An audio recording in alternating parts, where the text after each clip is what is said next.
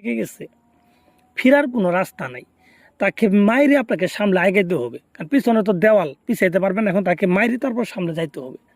তো তাদের জন্য এগুলা করা উপযোগী। কিন্তু অযথায় ফাইজলিমি মস্কারা করে যদি এগুলা করেন, তাহলে এগুলা কিন্তু আরো উল্টা আপনার উপরে ইফেক্ট হবে। তো ভিউয়ার্স, যারা অ্যাকচুয়ালি বিপদে পড়ে গেছেন তারাই এগুলা করবেন। আমি কথা বাড়াবো না, কিভাবে করবেন।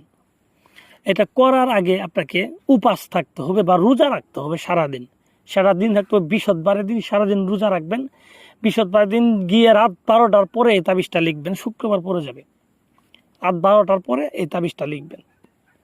এবং এটা লিখবেন নিজের ঘরে বসে জায়নামাজ বিছিয়ে পশ্চিম দিক মুখ করে। আমি আবার বলছি, নিজের ঘরে বসে লিখবেন, পশ্চিম দিক মুখ করে জায়নামাজ বিছিয়ে লিখবেন। ঠিক আছে? লিখবেন আপনি কার উপরে? সাদা রেশম কাপড় উপরে লিখবেন। ঠিক আছে? কিভাবে লিখবেন, কি কালি দিয়ে লিখবেন? যখন লিখবেন মুখের ভিতরে আপনার একটা পয়সা রাখবেন, মুখের ভিতরে একটা পয়সা রাখি। ঠিক আছে? শত্রুর কথা ভালোভাবে স্মরণ করি, তাকে মনে মনে ভেবে তাবিজ লিখবেন। এবং সাদা রেশম কাপড়ের উপরে আপনি কুমকুম আর লাল চন্দন আছে, লাল চন্দন আর কুমকুম, এই দুইটা জিনিস মিশ্রিত করবেন। মিশ্রিত করে এর ভিতর আপনি শুকরের তেল দিবেন। এগুলো কিনতে পাওয়া যায়। শুকরের তেল দিয়ে মিশ্রিত করবেন, দেখবেন একটা আটার মতো কালির মতো হবে।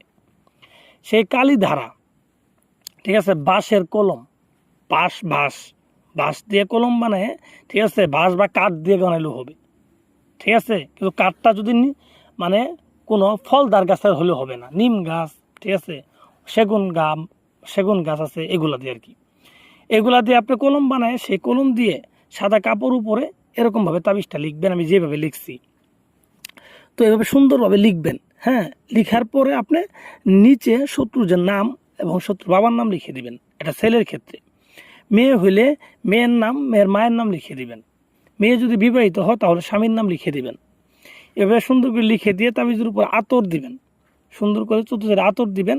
আগরবাতির ধোঁয়া দিবেন, যে আগরবাতি সামলা আছে, আগরবাতির ধোঁয়া দিবেন তাবিজের ভিতরে। তাহলে তাবিজটা জাগ্রত হয়ে গেল। হ্যাঁ, ধোঁয়া দেওয়ার পর তাবিজটাকে সুন্দর করে বলটায় তাবিজের ভিতরে সুগন্ধি তেল দিয়ে তাবিজটাকে মাখাবেন। মাখাই তাবিজটা নিয়ে শত্রুর বাড়ির দিক মুখ করে বাম হাত দিয়ে আপনি মোমের আলোতে তাবিজটা পুরাবেন। তো আপনি একবারে একটা তাবিজে পুরাবেন। তাবিজ পুরানো শেষ, শত্রুর সাথে খতম। এখানে কোনো দ্বিতীয় কোনো অপশন নেই।